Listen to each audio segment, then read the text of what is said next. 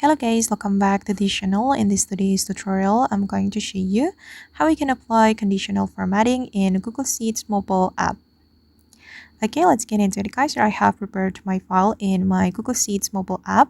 And for example, I'm going to use the conditional formatting to create green color for the cell which contains pass. And I'm going to create red color for the cell which contain fail.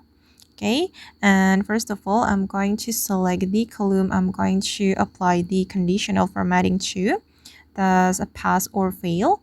And then we can click on this A icon and scroll down and select the conditional formatting. And here we're going to create a rule. I'm just going to select text contains. Okay, and I'm going to enter pass. I'm going to change the formatting style. I'm going to select custom and select the fill color. I'm going to go to the basic and then select the screen color and click on done. Okay, now the rule has been applied to this column and I'm going to add one more column. I'm going to go to the conditional formatting and then click on add. Okay, I'm just going to select text contains and type in fail.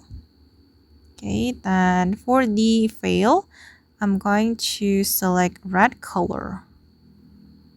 Okay, and click on done. Alright, and now two rules have been applied to the column, and let's see the final result. Okay.